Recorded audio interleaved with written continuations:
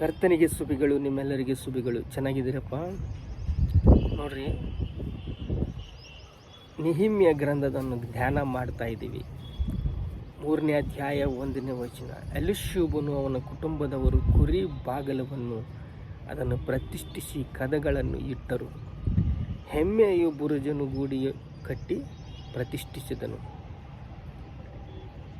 ಇಲ್ಲಿ ಎಲೀಷೂಬನ ಕುಟುಂಬ ಕುರಿ ಬಾಗಿಲವನ್ನು ನಿಲಿಪಿದ್ದಾರೆ. ಮೀನು ಬಾಗಿಲವನ್ನು ಅಸ್ಸೇನವರ ಮನೆಯವರು ಕದಗಳನ್ನು ಗೋಡೆಗಳನ್ನು ಇಟ್ಟಿದ್ದಾರೆ. ಮೀನು ಬಾಗಿಲ ಆತ್ಮಗಳ ಸಂಪಾದನೆಗೆ ಶ್ರೇಷ್ಠವಾದದ್ದು. ಈ ಆತ್ಮಗಳ ಸಂಪಾದನೆ ಏನು ಅಂದರೆ, ದೇವರು ನಮ್ಮನ್ನು ಸೃಷ್ಟಿಸಿದ್ದಾನೆ, ತನ್ನ ಸ್ವರೂಪದಲ್ಲಿ ಸೃಷ್ಟಿಸಿದ್ದಾನೆ. ತನ್ನ ಸ್ವರೂಪದಲ್ಲಿ ಸೃಷ್ಟಿಸಿ ನಮ್ಮನ್ನು ಪ್ರೀತಿಸಿದ್ದಾನೆ. ಆದಾಮ ಅವ್ವ, ನಾನು 4 ಗಂಟೆಗೆ ಬರ್ತೀನಿ, ನಿಮ್ಮ ಸಂಗಡ ಮಾತಾಡ್ತೀನಿ, ನಿಮ್ಮ ಸಹವಾಸ ಮಾಡ್ತೀನಿ, ನಮ್ಮ ಸಂಗಡ ನೀವು ಸಹವಾಸ ಮಾಡಿ ಅಂತಂದು ದಿನವೂ 4 ಗಂಟೆಗೆ ಬಂದು ದೇವರ ಸಂಗಡ ಸಹವಾಸ ಮಾಡುವುದಕ್ಕೆ ಅವರನ್ನು ರೂಪಿಸಿಕೊಂಡ.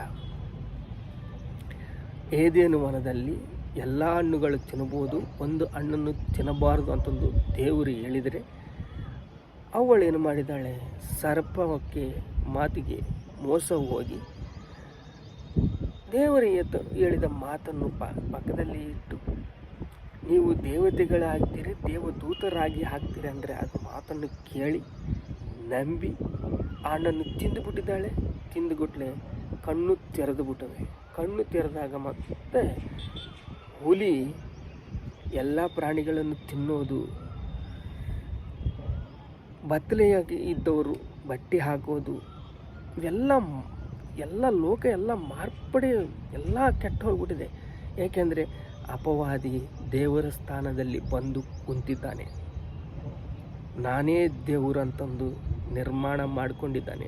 ತನಕ್ಕೆ ತಾನೇ ನಿರ್ಮಾಣ ಮಾಡಿಕೊಂಡು ವಿಗ್ರಹಗಳನ್ನು ತಂದು ನಮಗೆಲ್ಲ ಮೋಸ, ವಂಚಕ. ದೇವರ ದಯ ಹೋಯಿತು, ದೇವರ ಪ್ರೇಮ ಹೋಯಿತು, ದೇವರ ಪ್ರೀತಿ ಹೋಯಿತು, ಎಲ್ಲ ಹಾಳಾಗಿ ಹೋಯಿತು. ಈಗ ಅದಕ್ಕೆ ಮೂಲ್ಯವೇನೆಂದರೆ, ನಾವು ಸತ್ತ ಮೇಲೆ ಎಲ್ಲಿ ಹೋಗಬೇಕು, ನಮ್ಮ ಆತ್ಮಗಳು ಹೇಗೆ ಸಂಪಾದನೆ ಮಾಡಬೇಕು, ಏಕೆ ಆತ್ಮಗಳು ಸಂಪಾದನೆ ಮಾಡಬೇಕು. ಒಂದು ಆತ್ಮೆ ನರಕಕ್ಕೆ ಹೋದರೆ ಯುಗಗಳು ಏನಾಗುತ್ತೆ? ಸುಟ್ಟು ಬೂಡಿದೆ ಆಗುತ್ತೆ. ಹಾಗೆ ಬೂದಿ ಆಗಬಾರ್ದು ಅಂತ ದೇವರು ನಿರ್ಣಯ ಮಾಡಿಕೊಂಡು ನನ್ನ ಮಗನನ್ನು ಕಳಿಸಿ ಇವರೆಲ್ಲರ ಶಾಪ ಪಾಪಗಳನ್ನು ಅಳಿಸಬೇಕು, ಎಂದಿಗೂ ಇನ್ನು ಪಾಪಗಳನ್ನು ಜ್ಞಾಪಕ ಮಾಡ್ಕೋಬಾರ್ದು, ಮಾನವ ಜನಾಂಗವು ಯಾವ ಪಾಪವು ಜ್ಞಾಪಕ ಮಾಡ್ಕೋಬಾರ್ದು ಅಂತಂದು ದೇವರು ನಿರ್ಣಯಿಸಿಕೊಂಡು ಅಬ್ರಹಾಮನಿಗೆ ಕರೆದ ಸೇವೆಗಾಗಿ. ಅಬ್ರಹಾಮ, ನಿನ್ನ ಮಗನು ಕೊಡ್ತೀಯಾ ಅಂದರೆ, ನಿನ್ನ ಮಗನಲ್ಲ ನನ್ನ ಮಗನು ಕೊಡ್ತೀನಿ. ಏಕೆಂದರೆ ಕೊಡೋಕ್ಕೆ ಶುರು ಮಾಡಿದ್ದಾನೆ. ಯಾರಾದರೂ ದೇವರಿಗೆ ಕೊಡೋಕ್ಕೆ ಶುರು ಮಾಡಿದರೆ ದೇವರು ನಮಗೆ ವಿಸ್ತಾರವಾಗಿ ಕೊಡ್ತಾನೆ. 2 ಮೀನು 3 ರೊಟ್ಟಿಗಳು ನೋಡ್ರಿ, 5,000 ಮನೆಗಳಿಗೆ ಆಗಿ ಆಶೀರ್ವಾದ ಮಾಡಿದ್ದಾನೆ యేసయ్య. ಹಾಗೆ ದೇವರು ಮಾಡಿದ್ದ ಒಳ್ಳೆಯ ಕಾರ್ಯವೇನೆಂದರೆ, ದೇವರ ಪ್ರೀತಿ ತೋರಿಸೋದು. ತನ್ನ ಮಗನನ್ನು ಕೊಟ್ಟು ಆತ್ಮಗಳ ಸಂಪಾದನೆಗಾಗಿ ನಮ್ಮ ಪಾಪವನ್ನು ಅಳಿಸಿ, ನಮ್ಮ ದೋಷವನ್ನು ಅಳಿಸಿ, ನಮ್ಮನ್ನು ಪ್ರೀತಿ ಮಾಡಿ, ನಮ್ಮನ್ನು ಶ್ರೇಷ್ಠವಾದ ದೇಶಕ್ಕೆ ಕರೆದೊಯ್ಯುವುದಕ್ಕೆ ದೇವರು ಸಿದ್ಧವಾಗಿದ್ದಾರೆ. ಅದೇ ಪರಲೋಕ, ಅದೇ ನಿತ್ಯ ಜೀವ, ಅದೇ ಯುಗಗಳು ದೇವರ ಸಂಗಡ ನಾವು ಜೀವಿಸೋದು. ನೋಡ್ರಿ, ಮೀನು ಬಾಗಿಲಕ್ಕೆ ಒಂದು ವಿಧಿವಿಧಾನವಿದೆ. ಅದು ಏನು ಅಂದರೆ, ವಿಧಿವಿಧಾನ ಏನು ಅಂದರೆ ಆತ್ಮಗಳ ಸಂಪಾದನೆ. ನೀನು ಯೇಸು ಕ್ರಿಸ್ತು ನಾಮದಲ್ಲಿ ಪ್ರಾರ್ಥನೆ ಮಾಡಿದರೆ ದೇವರು ನಿನಗೆ ಬಿಡುಗಡೆ ಕೊಡ್ತಾರೆ. ನಿನ್ನ ಪಾಪಗಳು ಅಳಿದು ಹೋಗ್ತವೆ, ನಿನ್ನ ಪಾಪಗಳು ಬಯಸಿ ಹೋಗ್ತವೆ. ನಿನ್ನ ಪಾಪಗಳು ಹೋದ ತಕ್ಷಣ ನೀನು ನಿತ್ಯ ಜೀವಕ್ಕೆ ಹಾರುವನು. ನಿನಗೆ ಹೊಸ ಮನಸ್ಸು ಬರುತ್ತೆ, ನಿನ್ನ ಪಾಪಗಳು ಹೇಗೆ ಅಳಿದು ಹೋದವೋ ನೀನು ದೇವರ ಮಗನಾಗ್ತೀಯ, ದೇವರ ಮಗಳಾಗ್ತೀಯ. ದೇವರ ಮಗನಿಗೆ ದೇವರ ಸ್ವರೂಪದಲ್ಲಿ ಹುಟ್ಟಿ ದೇವರ ಕಡೆಗೆ ನೀನು ಸೇರಿಕೊಳ್ತೀಯ.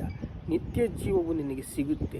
ಯುಗ ಯುಗಗಳು ದೇವರ ಕಡೆಗೆ ನೀನು ಸಿಗುತ್ತೀಯ. ಯೋಹಾನ ಸುವಾರ್ತ 10ನೇ ಅಧ್ಯಾಯ 1ನೇ ವಚನ. ನಿಮಗೆ ನಿಜ ನಿಜವಾಗಿ ಹೇಳುತ್ತೇನೆ, ಕುರಿ ಹೊಟ್ಟೆಯೊಳಗೆ